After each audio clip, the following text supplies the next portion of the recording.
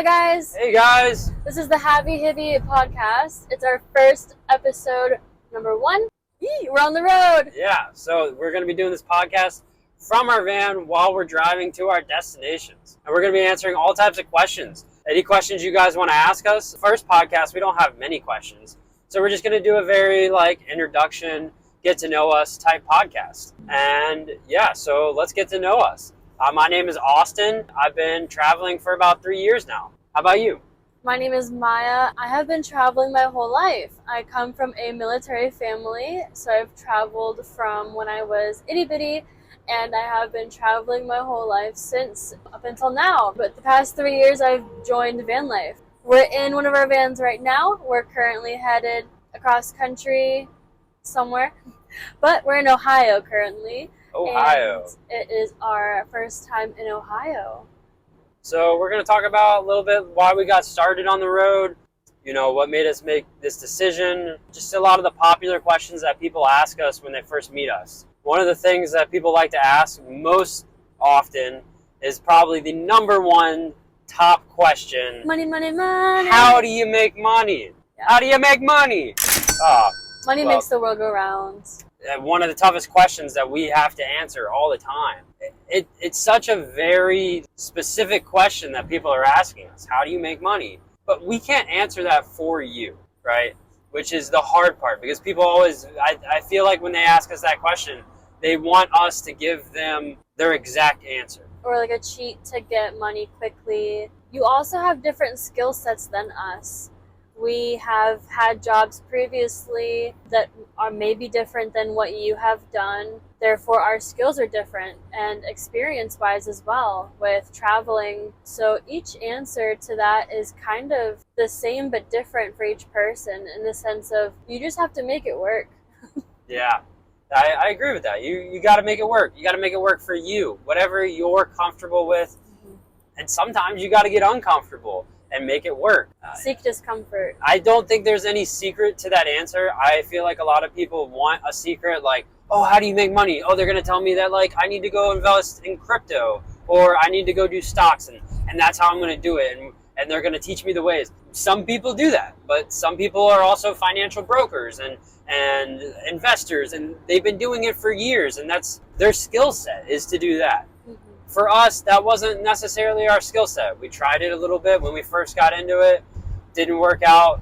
We still invest long term for things, but that's not going to make you money right now. That's more for a retirement plan. That's down the road. You need grocery money and gas money to travel. You wouldn't just go up to a normal person in normal life and be like, hey, how do you make money? I mean, they're going to give you whatever job they do, right? Right. So you got to get a little more creative of picking your job, I'd say, when you live on the road. And the great part is your job could change all the time. You could be a gig worker if you want. You could go out and do gig work, like go on Craigslist and find all types of gigs and just work gigs from here and there to make enough money to scrape by. I know other people that are camp hosts. They just live at a campground, and campground provides them a place to live for free. Granted, they do some work for the campground. Another big one that we enjoy, that we have done, is called woofing. That's one of my favorite ways to live for free and make some money. Worldwide organization for organic farming. You essentially exchange a part of your time for the week or month, however long you plan on staying. In exchange, you get a room or a place to park or set up a tent. Typically, they have Wi-Fi, so you can do some work. Also, they give you an allowance for food, or they provide food, make you food. It's all depending on the host. But in exchange, you exchange your time for learning how to farm, learning how to garden, learning how to take care of livestock, things of that nature, building things that they need on the property. So it's kind of like an exchange for time, like a hostel, but you're learning nomadic ways. And in a sense, you're not necessarily going to come out of it making the most money. You maybe not even make any money while you're doing it. You might just get a free place to stay and some free food, and that's it. But however, knowledge is power. You're going to gain some knowledge. You're going to gain a skill, and that skill is going to be very valuable for you in the future. You're going to learn how to farm. You're going to learn how to grow different types of foods. You're going to learn how to raise cattle. It depends on which farm that you go on, but you're going to learn some type of skill from it. And that skill can help you later in life, later down the road. And now you're more skillful. You have more skills under your belt.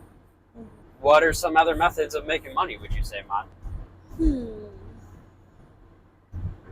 Making money. I'd say for us, we've recently found that YouTube is a big one. This right here, we love to share our experiences with the world. We love telling our stories. That's why we do it, is to make stories.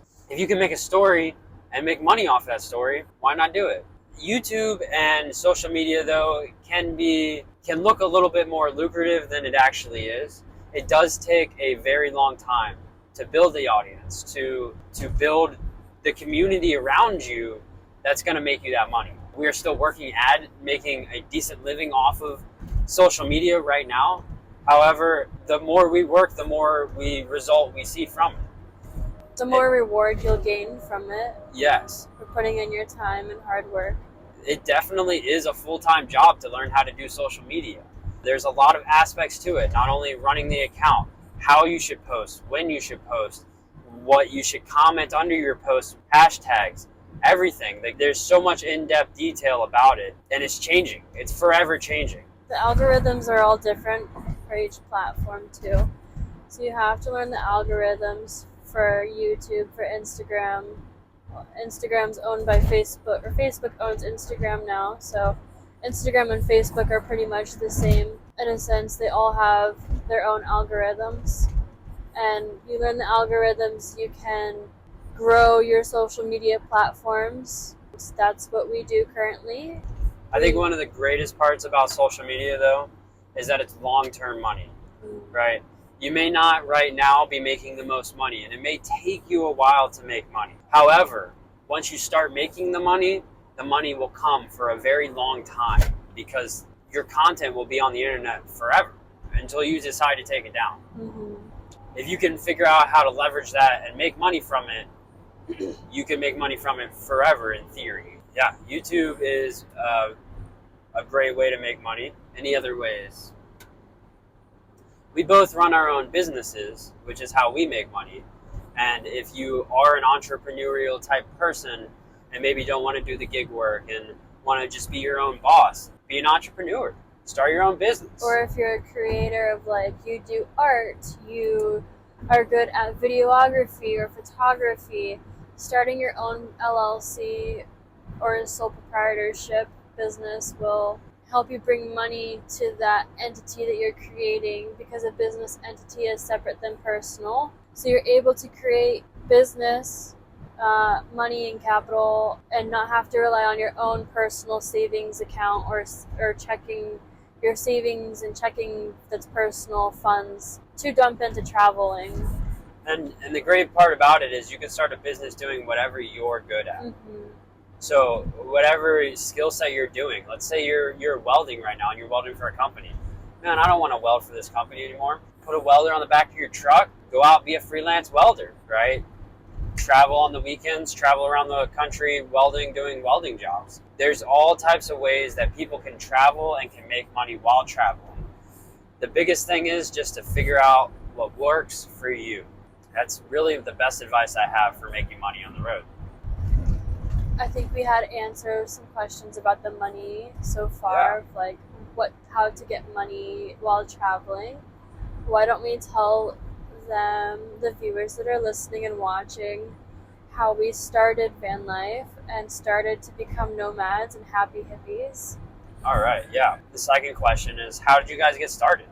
A lot of people come to us and say, hey, you guys are living my dream. You guys are doing, I've wanted to do this for years. It's amazing. I want to do van life. How'd you get started? The simplest answer to that is you just got to start. I don't mean that like arrogant or like just go do it. But in a sense, until you do it, you're never going to do it. It's so hard how to tell people to start because everybody is in their own journey. And I don't know where you're at in your journey. You don't know where we were at in our journey when we started.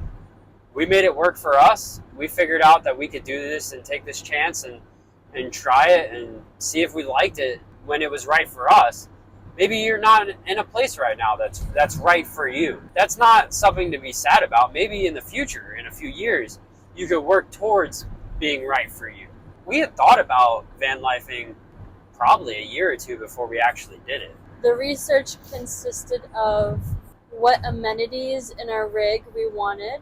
I am almost 6 foot tall, so I preferred to have a rig that I could stand in and not have to stand and be like this, tilt my head. Definitely a rig that we could stand in. Something that had a toilet, even though we don't use the toilet right now and stand. A vehicle that was big enough for us, however, not a big rig that we would have difficult time parking, driving, or reversing. Could you tilt that up some? Sorry, our heads are Sorry, getting you guys are falling. We're on a very bumpy highway right now. We will be right back after these technical difficulties. All right, so you were saying, Maya, about getting on the road and what you look for in a van. Yes, so I was saying that discover what amenities you need for your situation and family, whether you've got kids, pets, where you will be traveling, if you're going to be traveling all over the U.S., or if you're only going to be traveling north, and it's going to be cold during the winters, you have to prepare for that. If you're traveling south and staying south, then you have to prepare for the summers because it'll be blazing hot weather. So things of that nature, you really have to look into your rig and get a good rig for that. We took a while getting our van stand, and that was because we wanted a rig that was ideal for Austin and I. And even if we did wanted to expand our family together, we could with that van. Like if we wanted to have a child or a pet or someone to come along and travel with us, we could. It all depends on your situation again. So like I was saying, some examples for us where I'm almost 6 foot tall. I wanted a rig that I could stand in and not have to tilt my head sideways to walk in. But we also wanted a rig small enough that we didn't have to worry about a bus or where to park or will we be able to park this in a parking spot. Thankfully, it still fits through drive-thrus, normal parking spaces, so we don't have to take a lot of parking if we do street parking. We wish our van was maybe a little more stealth. We are a very obvious camper van. You know, we've made it work. We thought stealth might be a much bigger thing when we were looking at it than when we started. There's so many options with rigs. We did research for a long time. We watched every van life video on YouTube. At the time there wasn't pretty much everyone, but we tried to watch as many as we could. At the time there wasn't as many van lifers on YouTube. So we were able to watch a lot of them, and we had thought that we knew quite a bit going into it. We quickly learned that we knew nothing, which is, you can't learn. You can't learn these things unless you experience it, which is the hardest thing to explain to people. We thought we wanted to be stealth. We realized that stealth doesn't necessarily matter that much. There's a lot of spots that don't need to be stealth. There's a lot of places to park. We also thought Walmarts were going to be a huge thing. We thought we would park at Walmarts like every other night. No, they're not. We don't park at Walmarts at all. Anymore. We did starting out 2 years ago when COVID was happening. And we quickly learned. Our first bad experience on the road was at a Walmart. Our first weekend to van life in a city. It's like 3 days. We were only living in the van for 3 days at this point. A city and state that we had never been to before. Was it on the west coast? It was on the west coast. It was in San Francisco, or right around the San Francisco area. I think north a bit of San Francisco. And it was hectic. But we learned very quickly that Walmarts, they're fun for one night pullover if you have no other option to do. But besides that, with them being mostly on busy highways, or not highways, but like intersections and roads, that gets very annoying. They usually have lights on all night, every night, which is not very fun when you're trying to sleep. We've been to Walmarts that have like automated messages that are, welcome to Walmart, all night. So unless you want to sleep to that, that's not really fun. A lot of other campers stay there at Walmart overnight, and they're usually not the friendliest of campers at the Walmart. Maybe it's just the Walmarts we've been to. But definitely if you do see other campers though at a Walmart, it is a good sign to like join them for the one night. And I recommend only one night. and that's if there are other campers. If there are not other campers there and you're the only one, we've had security come up to us and do a knock and pop. Knock and pop. Yeah, that's another thing living on the road, is that you can't really prepare for that. When you kind of expect it almost every night, until it happens, you're not prepared. It's a very kind of scary thing. You're not sure who's knocking on your van, and then it's the middle of the night, like you're half asleep, and they might kick you out. And if they kick you out, you got to leave right then and there, no matter how tired you are or how long until the next spot. You got to go. We've had our fair share of being kicked out of places just for parking to sleep somewhere. I do really wish that like the US had a better system for travelers to have places parked. Like truck stops, we're passing a truck stop right now, but truck stops are primarily off the side of the highway. You'll more than likely get no sleep because they're on the side of the highway, and truck drivers leave their trucks running. And they're coming and going all night. So it's very noisy. There's no places for nomads and vans, tent life, rigs. There's more on the West Coast than the East Coast, I'd say. Yeah. The West Coast has a lot of what's called BML land. BML land is Bureau of Land Management land. So it's land that's owned by the government, and it's free land. You can go out there and you can stay up to 14 days, and you must leave for 28 days before you can return. So that's really nice that you can go somewhere and just camp up and set up tent for 2 weeks. We've done that quite a few times on the West Coast. Download right here, where this is not sponsored, but download iOverlander. They have good spots that you can use to find the BML land. They have lists of propane and water if you need any of that. And you can also leave reviews for your spot. Let's say we got to a spot and it was not campable anymore, it's closed, there's no overnight signs. You can leave that review saying that it's shut down, the place is no longer available to park overnight. It helps other campers when looking for spots, but we use it very often to find spots. And you can also use iOverlander to find spots that are hidden, beautiful spots. We stayed one place in Nevada or Arizona, an abandoned missile silo. Ooh, that was we cool. found, and it was really cool. I think it was in Arizona. I think we decided to not stay there, though. They had uranium in the soil. Yeah, there was radiation back in the day. So someone said that if you were going to stay there, you should like test where you're going to stay for radiation. However, we didn't have the tools to do that, so we just ended up moving along, but we still checked out the missile silo. It was really cool. iOverlander sometimes can be a hit or miss. I remember there was one site one time that said there was like free cookies or something there, and we showed up and the address was completely wrong in the middle of nowhere, and there were no free cookies. Guys, he was so disappointed about the no cookies that I believe I had to go to the store the next day to get him some cookies to shut him up. Why would you put free cookies if there's not going to be free cookies? I don't know. The Cookie Monster came and got them. But definitely have a bunch of places in mind because iOverlander, like you said, it can be a hit or miss with the spots. We've had iOverlander also take us through people's properties, especially farmland, like a cut through. So just use your best judgment on those. Yeah, it's a very helpful site. Maybe not for campgrounds most of the time, or campsites most of the time. It does also have showers. People put showers up there. Propane, as Maya was saying, and water. You can leave pictures, too, for other people to see what the spot looks like. People do put actual campgrounds that you can pay for up there as well. So there's a lot of options on there, and you'll see them as soon as you download it. You'll see them all. There's many of apps just like it. I think there's one called Camp Dominium or something that we use. That also, I think that was paid for. It was like $2 or something. And that has a bunch of campsites on it. BML land as well. Also, if you're down to spend a little bit of money, but not a lot, like at KOAs, because we do not stay at KOAs. They're too expensive. Nothing against KOA. They're just really expensive, typically very crowded. It's not really for our rig.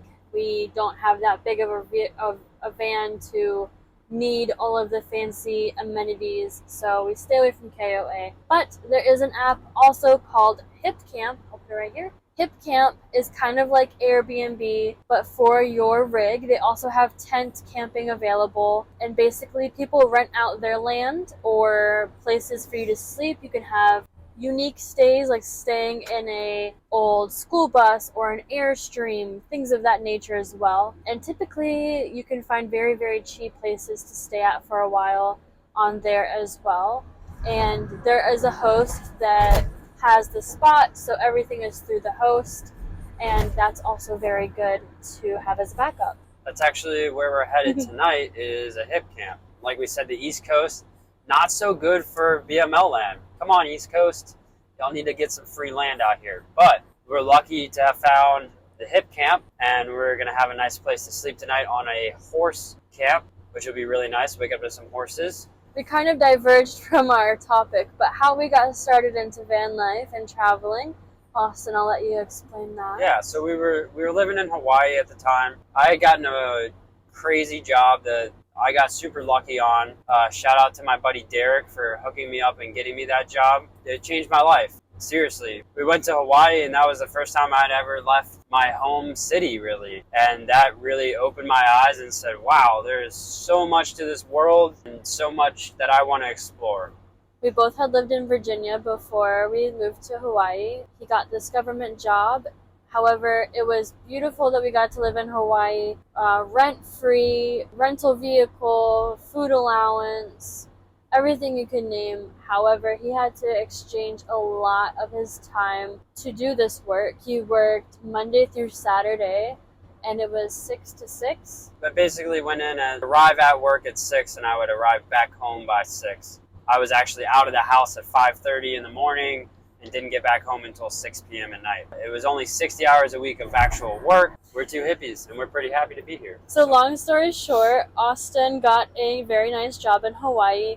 I had personal debt at the time from me being young, dumb, and stupid, and had loans out for things. So I also got a job while I was there. I worked in HR job as an HR specialist, worked Monday through Friday, like 9 to 5. Austin worked Monday through Saturday, 6 to 6, and we basically didn't see each other until it was Sunday. And then on Sundays, you don't want to do much. You just work 6 days a week. You're exhausted. You want to chill, do nothing. It was just taking a lot of my time to do this job, and I said, man, like, I'm just wasting my life right now. What, like, yeah, I'm making all this money. I'm living in a great place, right? But, like, am I happy? Am I enjoying my time? My time is wasting away. I'm doing nothing. And I didn't want to do that. I had been exploring the world of Hawaii that I had never seen before, and that was this much of the entire world, and I wanted to see it all. So we both said to each other and said, hey, let's get our debts paid off, let's quit our jobs, and let's do this. Let's go explore the world. And we made that decision. We worked at it for, I think, like a year or two in Hawaii. We did rush the decision a bit because right as we were getting ready to, we had a few months left in like saving up money and figuring things out, and COVID happened. And because COVID happened, my job was talking about sending me home from Hawaii, which meant I wasn't going to make as much money, and it probably would have taken us another 6 months to a year to have gotten to the level that we wanted to get to. And we said 6 months to a year. We've already been doing this for a year and a half now. Like, am I really going to waste that much more time when we have our debts paid off? We just don't have our money where we want it to be, to feel comfortable.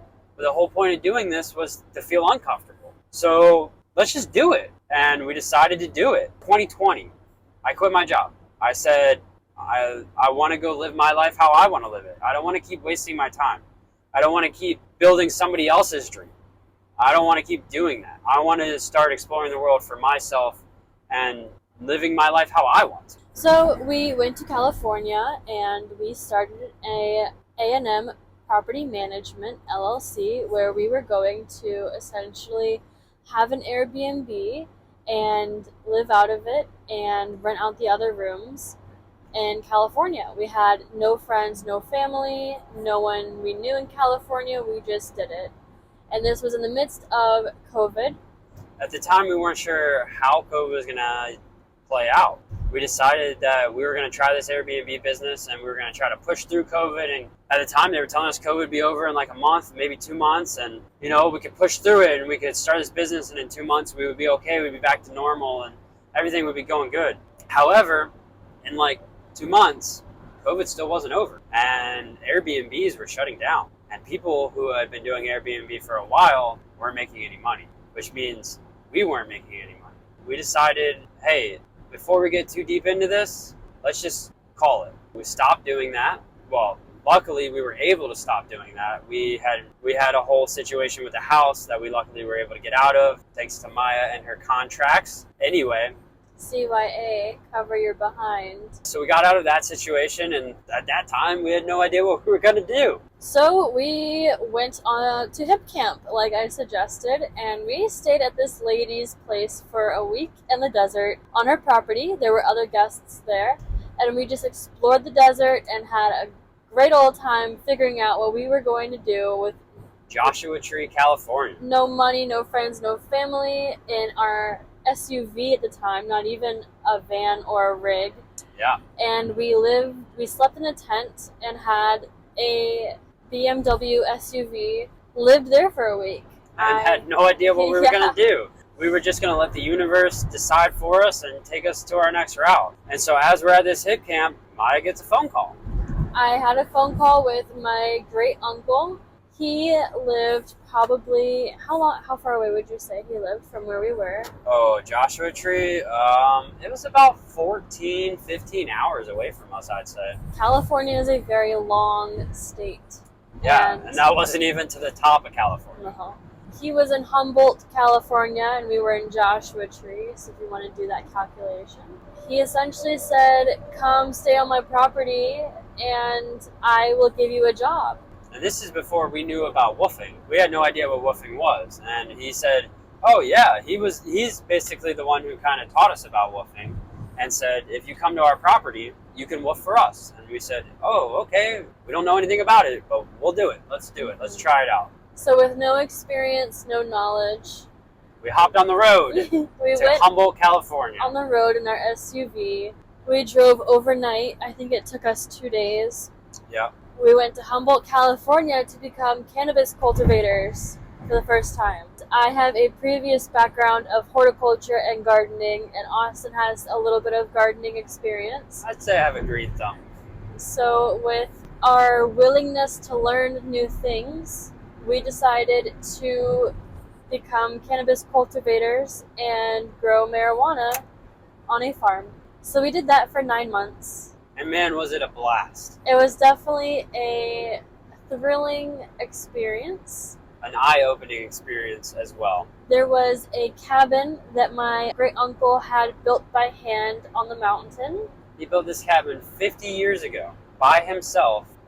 Actually, he had some help from some friends, right? Mm-hmm. He built it in the woods, from the woods. It was off-grid. The driveway to get to the house from the main road was a ways away. We were the last house on the driveway, and there were about 5 man-made bridges, and the driveway was an hour long. It was so long that one time I was coming from the store to the house and forgot to get gas and had to reverse on the driveway back out into town to get gas to make it to the house. It was ridiculous. But we stayed in this cabin that he built. The cabin was very old and kind of falling into 2 pieces because it's on the cliff and was handmade. So it was definitely an experience because the house came alive at night with critters that were nocturnal. We found that out very quickly. And the house became alive at night. But while we were cultivating the marijuana, we had no time to do anything else but listen to podcasts and watch videos while we were trimming. About van life. So that is when we decided that we do not want to stay in this cabin anymore. We also hate our SUV because it's a BMW and it was sucking money from us. And I believe at the time it had an oil leak. Yeah. So we decided to sell it to look at our opportunities to get a rig and see about van life. And that is when we dove deeper into van life and started to Actually, contemplate the possibility of living in a van. Yeah. At this point, we hadn't. We had only done car life maybe a month, and then we Tent went. life for a week. Yeah, and then we went and lived in this cabin, and we said, okay, well, now we can live in a van, right? We've done the other things. Why not do that? So the search was on. We decided to start searching. Well, as I had mentioned, this was COVID. Everyone and their families were van lifing. Everyone and their families and their families' families and their brother's brother was looking for a rig. We had 2 rigs before Stan that we went to go look at. One was 9 hours away from where we were in Humboldt. And we had told the guy days before, we're like make an appointment, set time and date of when we'll be there. We have cash in hand. We're interested. Please don't let anyone else come look at it. Told him when we were leaving, told him like 5 hours in advance. I always made sure to keep the person that I was talking to about rigs up to date, because I know how it can be about selling things and having someone not follow through with what they say. So I was very responsible with letting them know when and where we were going to be at to buy it. This one particular van that we went to go look at was similar to Stan in size. Exactly 5 minutes before we pull up into the street that he's on, I get a message saying that someone else is test driving it, and we passed the van, and it was the other people test driving it to buy it. He had scheduled 2 of us, The and same both time. of us had driven 8 or 9 hours to come look at this van. It was ridiculous. They did not have cash in hand, so they Yep. said that they were interested in it. Their wife had left for the bank, which was an hour away. We waited to even see if that was going to happen. While we were waiting for her to get back from the bank, It broke. it broke down. It didn't start on them anymore. He's mechanically inclined. And I said, okay, I could probably figure that out, and even if it's a little bit of a costly repair, I still want this vehicle. It's a van, and I can fix it, and that's the whole point of why we're buying it in the first place. So the guy who showed up before us was hesitant. He said, I don't know if I want this still because it doesn't run. Okay, so now we're sitting around waiting. We waited there for about 4 or 5 hours. My brother was getting so antsy. The guy who was selling the van I'm sorry, guys. told us that because we didn't show up first, we didn't have first dibs. Yeah, it was Even though we had cash in hand and were ready to walk out there. ridiculous. So I said, nope, this is bad karma, bad juju, bad whatever. I do not want you to be the owner of, like, the previous owner of my vehicle. It was just a messed up situation and felt like something was very suspicious and off. I said, you know what, this wasn't meant to be. This wasn't the one. We'll find another one. So we left, returned back to the cabin, continued our hunt for a van. Out of that trip, something positive to come out of it. We ended up taking a trip to Yosemite right afterward, and it was amazing. It was her brother's first trip there, and he saw a bear for his first time in the wild, which is still amazing. Shout out to Ben for tagging along with that and sticking through that. So we got back to the cabin. Yep, after Yosemite, we went back to Humboldt and continued trimming our weed. And we did more research. We figured that every morning and every night we need to check Facebook Marketplace, and we need to expand our range area of where we're looking. It's too narrow of California. We need to search Oregon, Washington, or Idaho, all of those states. Anywhere within like a 15-hour radius, basically. Yeah. Anywhere that we were comfortable enough to drive a day or two to go get a van, because we knew that getting a van was going to be a little bit more work than we thought, and we had to put in some of our own time to get to it to have the good van. We were also on a budget, which is another thing to note here.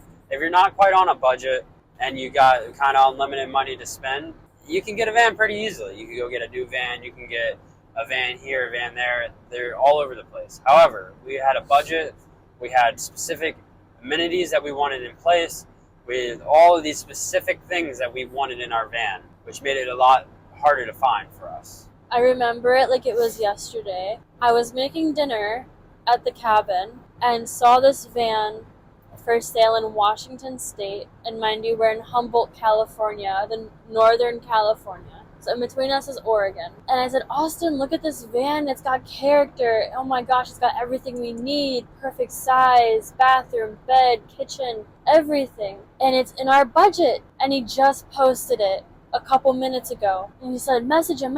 So I messaged him and I said, hi, is there any way that we could come? Like, I searched the area where he was around, and it was probably about a 14-hour drive. Somewhere from 10 to 14 10 to 14-hour drive. I said, sir, if I can make an appointment with you in the morning, I would like this van. Please do not schedule any other appointments around this time frame. We had a phone call conversation, and he was so sweet. His name is Lee. Thank you, Lee, if you're watching this. We still have Stan the van. We both left in our pajamas and took on the 14-ish hour drive in our SUV. Mind you, it was like 9, 10 o'clock at night. We were ready for bed. We were making dinner, headed to bed. Nope, we stood up and drove, stayed at a friend's house in Oregon along the way, and then we saw him in the morning and had about an hour or two walkthrough of the entire van, all the things he had done to it, because he's the second owner. The van is from 1987, so it's a bit older. So there were a lot of things that he had to tell us about, especially it being our first van. We didn't know about sewage or water, propane, or anything. So he had to break down everything. But thankfully, he had kept the owner's manual from him and the previous owner with everything that was repaired. They were a sweet couple. They're so sweet. We got Stan the tan van, our Xtra van. Not a lot of people believe in coincidences. However, I'm a strong believer of them. I believe it's magic in the universe that we choose to acknowledge. And when we showed up there, he goes, hi, what's your name? And I said, Austin. He said, yeah, Austin Moyer, right? I said, yeah. Yeah, that's Austin Moyer. I figured he got it from Facebook or however we were messaging him. He said, oh, nice to meet you. I'm Lee Moyer. And I said, excuse me? Like Moyer, right? And he said, yes, sir. I had never at this point in time met anybody else with my last name in the world. And they were not related by any means either. We talked to each other. We weren't related, just happened to have the same last name. The cooler that was in the van, he had left a large cooler that had his last name written on it, so we kept that because it also has his last name. And then the butter knife that he had left in the van was an older butter knife, and he engraved Moyer into the side of it that we still have.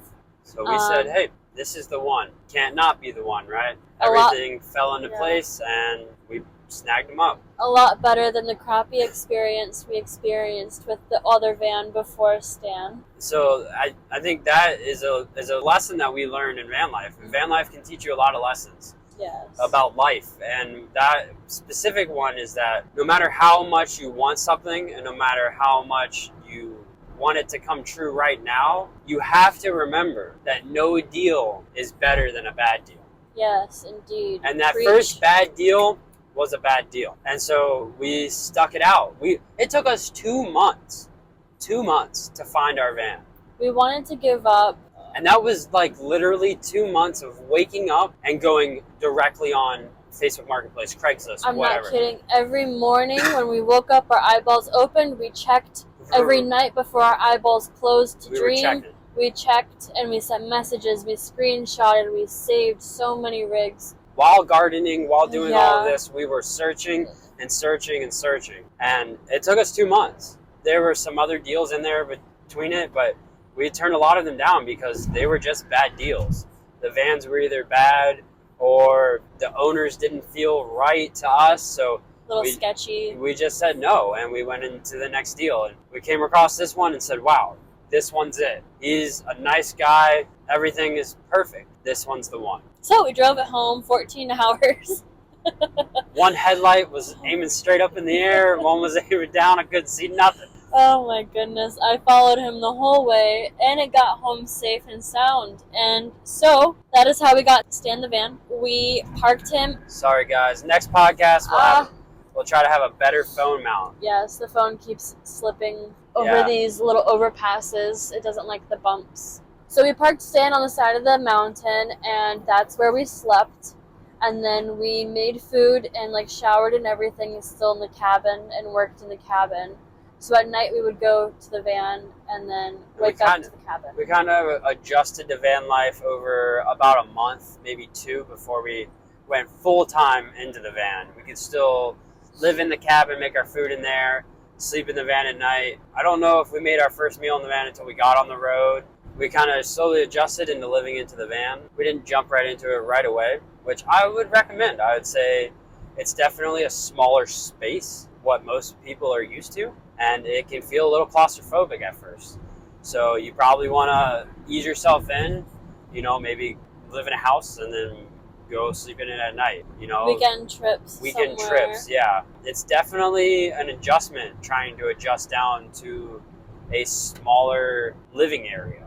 But once you do it, it becomes like second nature. You're like, why haven't I had this little space before? Ever since we lived in a van, it's made me reconsider how much space I actually need as a person. You also learn how to become a minimalist, I think is what he's trying to say, with like storage and clothes, and do I really need to keep this item that doesn't hold any value to me or won't make me any value in the future? So definitely seeing what you need to declutter with can really help you with van life and traveling more. We decided to take a trip for 3 months to Colorado and back during winter, which was, we found out, not the smartest move, but again, things worked out for us. We luckily didn't get caught in any snow, which was amazing. And the van came with chains for the tires too. Yeah. So we were prepared. However, we didn't need to use them, which was amazing. That was our first winter in a van, which was very cold. I think the coldest it got that winter was like 6 degrees. 6, yeah, something like that. And it was freezing. That was in Nevada. I think that's probably the coldest I've been in my life. We do have a heater in the van. However, the van didn't have the greatest insulation. So as soon as you would cut the heater off, like 10 minutes later, it was freezing cold. We have got a backup heater, a Mr. Buddy heater. You could only run that for so long before you can like fall asleep with it on, which you cannot do. So. And you would basically have to run your heater all night to stay warm. It's a lot of propane. Yeah, you would run through like a half tank of propane in the night, and so we just couldn't do that. That would be.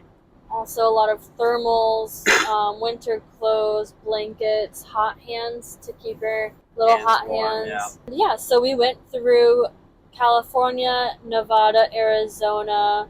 And then just kind of kept on going from there. Utah, Colorado. Stayed in Colorado for 2 weeks and went back to the farm in Humboldt. And then when our time was done there, we decided to leave and take on the voyage of our own. And so we left Humboldt, California with no job and not really much money, and traveled around California for a while. Living at free BML land and making it work, meeting people along the way, doing what we could do. The iOverlander app that we recommended earlier in the podcast is where we had gotten the location to stay at a dried up lake bed in California in the desert, and we stayed there for an entire month with no one coming near us.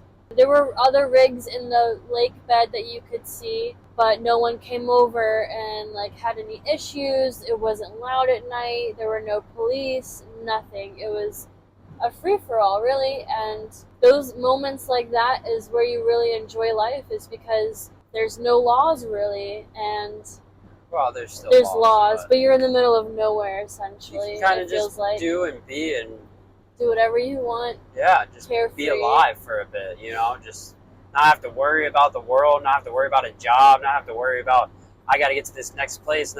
No, you're there, you're here, you're enjoying life. Back to like how we got started with all this is, how did we get started with van life? That's our little story of how we got started with it. And that's kind of why when people ask me, I can't tell you how you get started with it. We can't say, what's right for you, what's wrong for you. We can only tell you our stories and give recommendations. Now that you've heard all our stories so far, our recommendations would be to definitely 100% do your research before you even think about buying anything, a tent, a van, an RV, a boat, do your research and know what you need to learn before. Make a list of pros and cons of what you don't know, what you think you may need help on. Make sure it's going to be right for you. Yes. We have met a few van lifers on the road that deal with anxiety, deal with mental health issues, and it can get lonely on the road. It can get anxious on the road. It can get a lot of things overwhelming. Like, it's very nerve-wracking at night, especially because I think it's harder to see at night. You're in a new area where you don't know, you're not familiar with, no friends, no families, more than likely no service. A lot of times you don't have service. And it can be very, very scary. We've gotten in very scary predicaments. Yeah, you just have to go with the flow and see what's best. If your instinct and your gut is telling you that you need to leave the area and find a different spot, then by all means do that. And so, as Maya was saying about doing your research, I'm going to add to that and say, do your research. However, you'll never be fully prepared. Yes. So once you feel like you know enough, you just got to jump into it at some point. You got to jump in, try it out, and do it. Because you can research yourself to death. And that's what we did a little bit. We researched a long time. And we eventually said, hey, we're researching and, we're learning what these people are doing, but we're not learning what we need to do. We're not learning how we need to live our lives and how we need to van life. Like I said, when we started van life, we were still learning a lot, even though we had done the research. So do your research, but at the same time, don't try to know everything and then jump in, because you'll probably never know everything. You're not going to learn a lot of things until you actually do it. So my advice is to just do some research, make sure it's right for you, and then jump in whenever you feel comfortable or when you don't feel comfortable. That's the whole point of van life, is living on the uncomfortable side. Seek discomfort. And you're gonna feel a lot of discomfort. The great part about van life, though, is that you can do it any way that fits you. You could do a weekender, like Maya was saying. You could get a little transit like we're in right now, build out the back, and just go on weekend trips. And that would be very cheap, very budget friendly. You could go and buy a big Class A motorhome, like a bus almost, and live in that and drive around the world in that. Before you buy anything, there are some sites online that you can go to and rent an RV or rent a rig. Rent it for a weekend, a week, a month, however long you want to camp for. And you can essentially test the waters of van life, RV life, tent life. We had never done that before. However, on our travels, we have seen a lot of rental RVs that say rent across America or something like that. 1-800 rent an RV, something along those lines. Yeah. I'm sure it's out there on the internet. Definitely do your research, then try maybe to rent one for however long you want to, see how you like that, and then look into your own rig. Maybe you wanted one bigger or smaller than that one that you rented. Maybe you just go camping. Yeah. Maybe just take a tent out and you go camping, try it out for the first time. That'll tell you a lot right there. Mm-hmm. How you feel, how comfortable are you sleeping in the woods? How comfortable are you driving a few hours to go to these places? By yourself, maybe you have a partner, maybe you both want to try it. Maybe you're better at it than your partner. It's going to answer a lot of questions for you. Like I've been saying, is you just got to get out there and do it. However you need to start and get your toes dipped in, you got to do it. You got to try it and get started. Good advice. Any other big questions that people ask us about van life? Those are the main ones, is how we got started, how we make money, and maybe if you're not mechanically inclined, you may ask how we do our repairs, because with traveling, your vehicle or rig will need repairs done. That is a great question. He is extremely, and I'm so very thankful, thank you, Austin. He's very mechanically inclined, although this is his first van, and his first van he's ever done mechanical work on. It's easy to work on because it's older and it's American. I think we would have been in a lot more debt if we took the van to mechanics every time the van needed something done, or ordered parts as well. So my advice on that would be, if you've never worked on something, you've never been the one to tear things down or I wouldn't say to be scared of it. Maybe try some things out. Maybe do some small things. Start out small. Do some headlights. Do your windshield wipers. I definitely recommend you keep some tools wherever you can in the vehicle, the rig, the van. You never know when you're going to need a tool to fix something inside or outside of the rig. We have a lot of tools in our van. And I am mechanically inclined. However, you can learn a lot from YouTube. You can learn a lot from people like us who put out videos of how to do things. I'd say if you want to do some of your own repairs and you're maybe not too mechanically inclined but want to get more involved with it, maybe search for an older vehicle, maybe a 90s or older. Those are going to be easier. They're not going to have much computers on them. Mercedes and BMWs are going to be more expensive because the shops only work on those specific types and they are more expensive. And even as a mechanic, or if you are mechanically inclined, you're going to still find trouble with that because you're not going to have those specialty tools of like a code reader or whatever they're going to need. They have a lot of specialty tools the newer the vehicles get. If you get an older vehicle, we're much more simpler and mechanical rather than electrical and computer driven like modern cars are.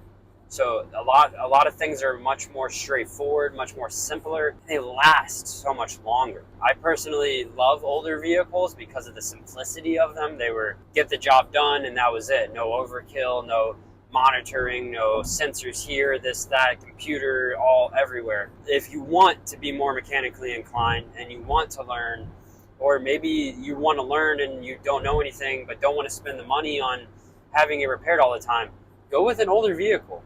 Definitely. I will say though, when having an older vehicle, it does become a little troublesome to find a mechanic. Or parts. Now, ours is from the 80s, which is why I recommended maybe something from the 90s, maybe even early 2000s is still pretty good. Those are going to be still somewhat easy to find parts for. However, once you get to 80s, 70s, and even 60s, finding parts it can be a challenge. Not only that, but finding someone who wants to work on it. For some reason, mechanics don't like to work on older things. I think there's a lot of reasons there. A couple, maybe because it's old. One, there's a lot of rust. A lot of rust means more time. A mechanic once told me that for every 10 years old that a car is, you need to add 1 hour to the repair. Let's say it's going to be a 2 or 3 hour repair and the car's 30 years old. Well, now it's going to be a 6 hour repair. A lot of mechanics necessarily aren't going to get paid that extra money because they have to go by the books. So it's going to take them much longer and they're not going to get paid as much. So they don't want to work on your vehicles, which is sad because they're easier to work on, but in a sense they're kind of not. It's kind of a gray area. It's kind of, again, up to you.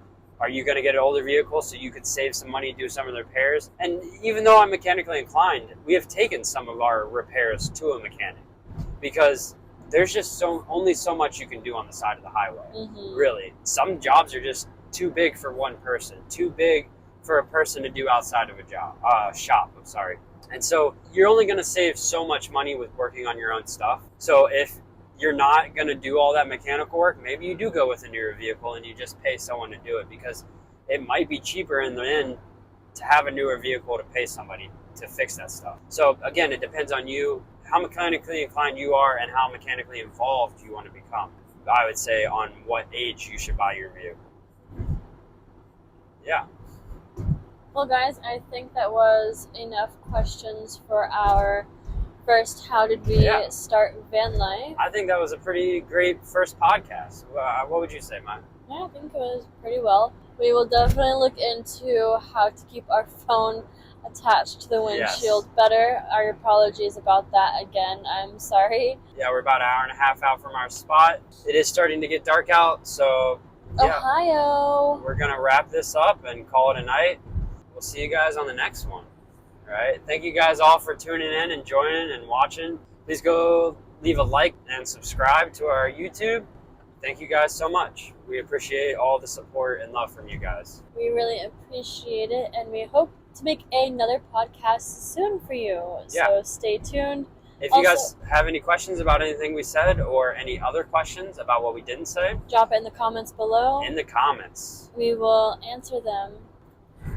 Alrighty, guys. Good night, safe travels, and stay a happy hippie.